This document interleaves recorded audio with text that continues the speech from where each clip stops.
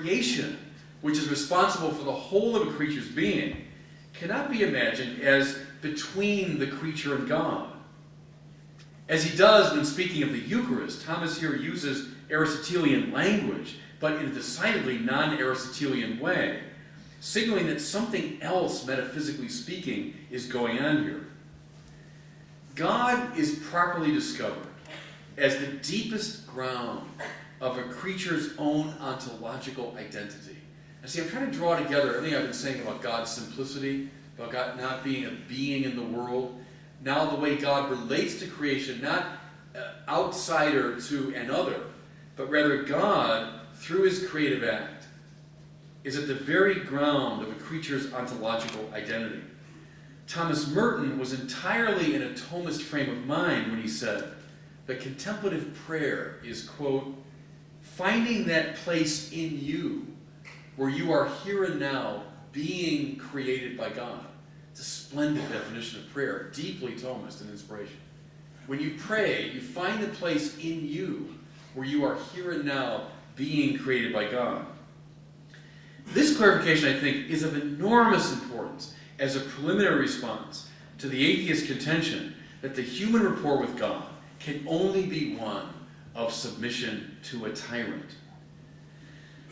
The Creator is certainly other than the creature, yet his otherness is congruent with his absolute closeness to the creature. You see now why Nicholas of Cusa called God the non-aliud, the non-other.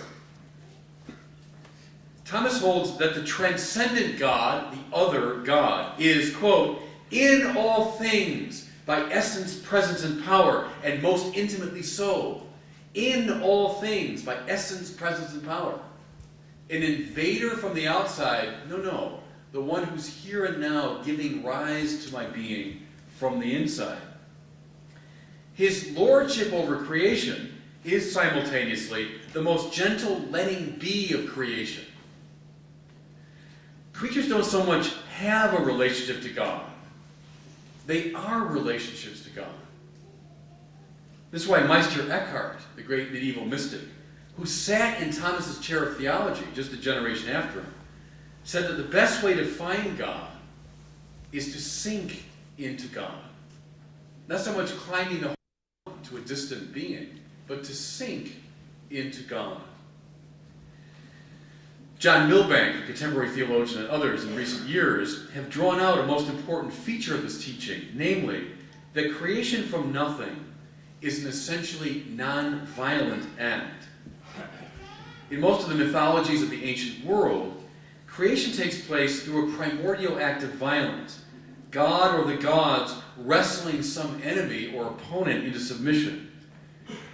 The philosophical accounts of Plato and Aristotle and others represent a more sophisticated version of this myth in the measure that they picture a divine figure, the demiurgos in Plato, the prime mover in Aristotle, shaping matter into form, invasively shaping something that stands outside of them. But there's none of this in the doctrine of creatio ex nihilo. God cannot, even in principle, wrestle some alien and recalcitrant opponent into submission or shape it from the outside in an intervening way. Why? Because the very existence of that thing is itself the result of creation. God makes from nothing. He wrestles nothing, intervenes in nothing as he makes the world.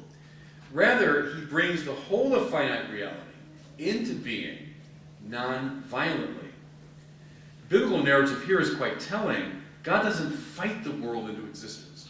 God speaks the world into existence. Another question that can be explored under the rubric of the divine creativity is this: why precisely does God create at all? If, as Thomas insists, God in his perfection is utterly self-sufficient, why would God feel obligated to give rise to finite being? One way, classically, to solve this problem is to dissolve it and say that God creates because he has to. The medieval Arabic philosopher Avicenna, for example, argued that creation is a kind of automatic emanation from God. In saying this, he anticipated by 8 centuries the dialectical theology of Hegel, and by 9 centuries the process theology of Whitehead and his disciples. with this sort of emanationism, Aquinas has no truck. While natural causes that act through necessity are determined toward the production of one kind of effect, think of a plant that gives rise predictably to seed after seed, causes that act through intelligence and will produce a wide variety of effects. Think now of Picasso or James Joyce. God's production, obviously, is wild in its fecundity and diversity, and thus it follows for Thomas that God's mode of creativity is not automatic, but intelligent, purposive, and artistic. That's a master metaphor for Thomas, by the way. God the artist. Thus, God chooses with artistic intent to give rise to the universe, but he does so in utter freedom from self-interest. And this implies that God's creative act is a gesture of love. For love is the willing of the good of the other as other. Since God has no ontological need, any and all of his actions ad extra are for the good of the other. Therefore, by conclusion, the world has been spoken into being non-violently and lovingly. In response to certain Hegelianizing tendencies in the theology of the 19th century, the First Vatican Council reiterated this point, stating that God creates not out of any sort of need, but simply out of a desire to share the divine goodness and glory. Here again, we see how far this Thomistic sense of God is from the caricature proposed by the new atheists. The creature's relation to the Creator God is not crushing and oppressive. Instead, it's the very act by which the creature subsists. More to it, this act is fundamentally non-violent, non-intrusive, non-aggressive, and is done out of the sheerest love. That's the way the Creator God has to relate to the world of creation. Now, having sketched Aquinas' treatment of the divine simplicity and creativity, I'd like to examine, however inadequately, one more major motif in Thomas' doctrine of God, namely his teaching concerning the relationship between divine causality and creaturely causality. The problem is a vexing one, and much hangs upon its resolution. As we clearly see in the new atheists, the modern mind reacts against any claim that God interferes with the movements of nature or the movements of the human intellect and will. The objection is theoretical. Don't the natural sciences and psychology adequately account for these phenomena? But it's also existential. A competing supernatural cause is an intolerable affront to finite freedom. What I've been exploring more abstractly now becomes focused and concrete. How exactly does the non-competitiveness of God play itself out in terms of specific interior and exterior events? I first observed that Thomas speaks of God as both creator, the one who gives rise to the whole of the universe from nothing, and as a mover, one who directs particular creatures and creation as a whole to their appointed ends. And he sees no contradiction or tension between the two characterizations. God affects creatures at the deepest possible level of their existence, and in relatively secondary ways as well. Now, when God moves or otherwise affects a creature, he's not strictly speaking creating, but, this is key for Thomas, he never ceases to be the creator. And this means that the non-competitiveness that obtains in regard to the unique act of creation holds analogously in regard to less dramatic instances of divine influence. Thomas explores this matter in detail in the 7th article of the famous Question 3 of the De Potentia. The topic for discussion is whether God operates in the operations of nature. The dilemma should be clear. If God is the creator of the entire universe in every detail, what room is left for the free exercise of creaturely agency? Wouldn't the presence of the Creator simply absorb any purposeful causality outside of himself? The sed contra to this article could function as the leitmotif of my entire discussion of the God-world relationship. Quote, this is from Isaiah. O Lord, it is you who have accomplished all that we have done.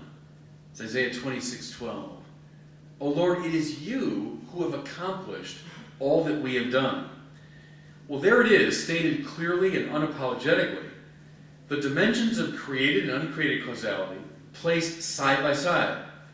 We have really done certain things, and yet they've been accomplished in us by God. This sort of juxtaposition is possible only on the assumption that God and creatures are not competing for space on the same metaphysical playing field. The high paradox, once more, is that the very strangeness and otherness of God is what allows for God's close cooperation with finite agency.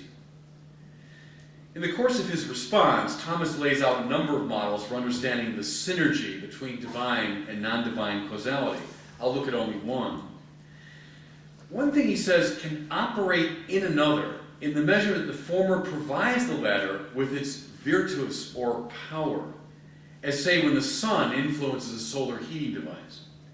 Now God certainly acts in this way, since as creator he's continually providing not only power but being to all his creatures. He's the condition for the possibility of their being and acting in the first place. But Thomas adds this, it's very interesting, quote, the higher the cause, the more common and efficacious, and the more efficacious, the more profoundly it can penetrate into the effect, close quote. A finite cause can influence another finite cause, but the infinite creator, who is the sheer act of to be itself, can penetrate utterly the effect, acting thoroughly but non-obtrusively in the agency of that effect. With this clarification, we come, I think, to the heart of the matter. In our ordinary experience of instrumental causality, the using cause invades the being of that which it uses from the outside. But God, precisely as the creative cause of all that exists, can use finite causes instrumentally but non-invasively. Of course, the most interesting instance of this dynamic, at least from our perspective, is the manner in which God works in and through the moves of the human free will. Aquinas is convinced that God moves human wills in such a way as to achieve God's purpose, and that this providential direction in no way compromises human freedom and integrity. This is the case. Why? Because God doesn't push or pull human wills from the outside as much as he energizes them from the inside. Freedom is not unmitigated spontaneity, but the ordered pursuit of the good in accord with the deepest desire of the free subject. Where is God operating? Precisely there, at that deepest ground of my own interiority. It is you, Lord, who therefore have accomplished all that I have done. You, Lord, are so utterly other that you can be involved in me most intimately, but non-invasively, non-competitively. That's what Thomas is arguing over and again. The otherly other God can operate at the level of the ground of the will, luring it in accord with its own most nature, and hence can enable the human subject to be itself precisely through surrender. I find it fascinating how this non-competitive play is consistently displayed in the biblical narratives. Yahweh acts in human affairs, but not typically in an interruptive way.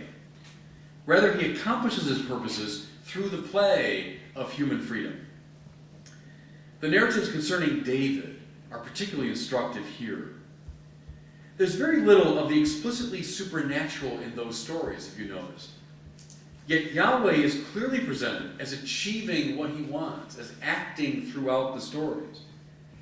That achievement takes place in the densely textured political and psychological drama involving Hannah, Eli, Samuel, Saul, Jonathan, David, so many others.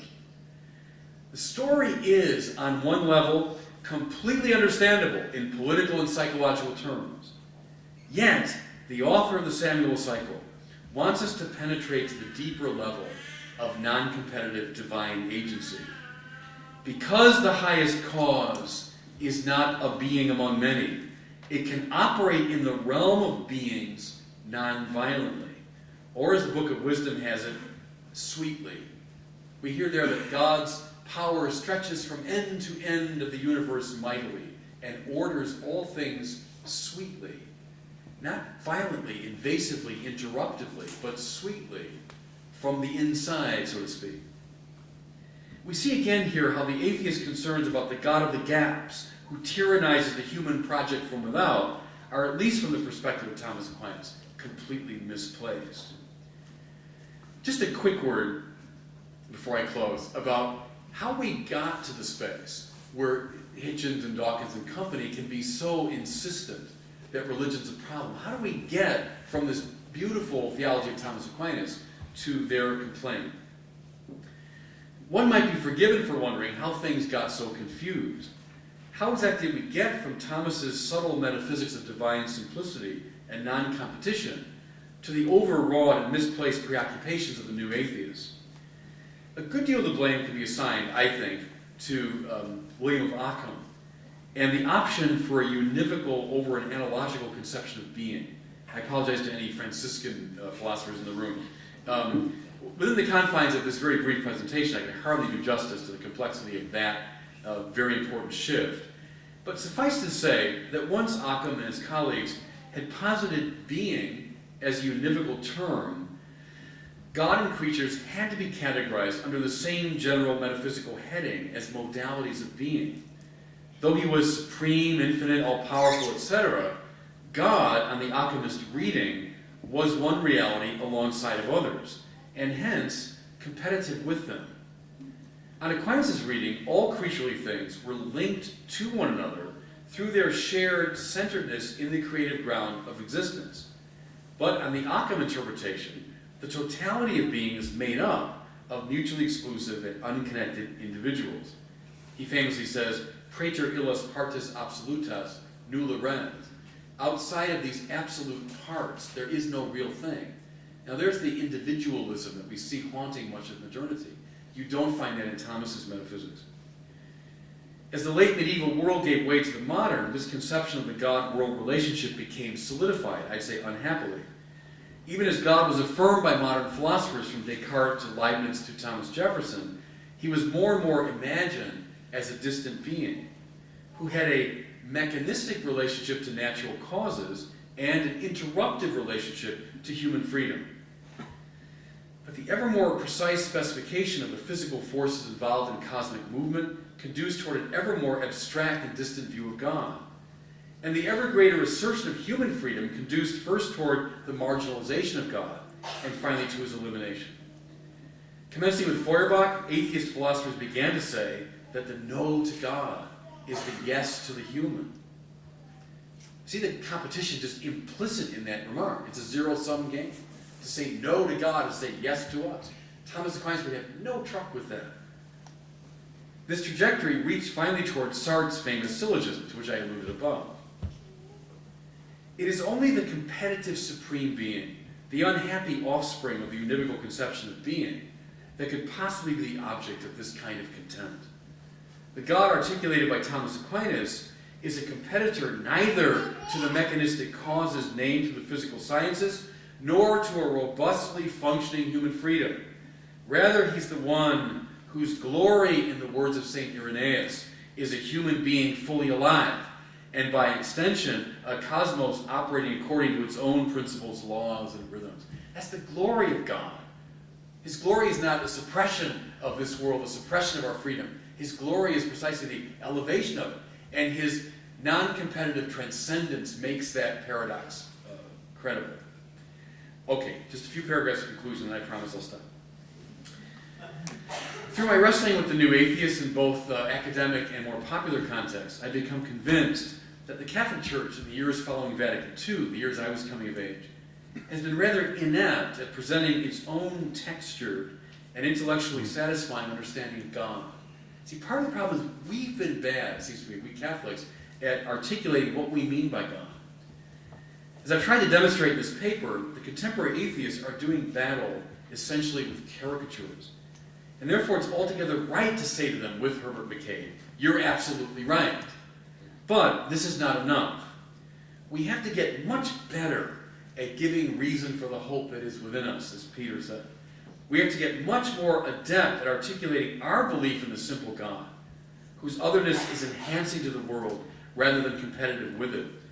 We have to formulate, I think, a new fundamental apologetics. When I was coming of age in the years after the council, apologetics had a very bad name.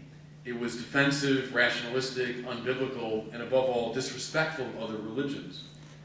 Furthermore, my post-conciliar teachers and formators were enthusiastic advocates of a positive engagement with the environing secular culture, even going so far as to suggest, according to a famous slogan of the time, that the world sets the agenda for the church. It's a really bad slogan. All this was exaggerated and one-sided. Every culture, very much including our own, is evangelically ambiguous. That is to say, to some degree, amenable to the proclamation of the gospel, and to some degree, quite inhospitable to it.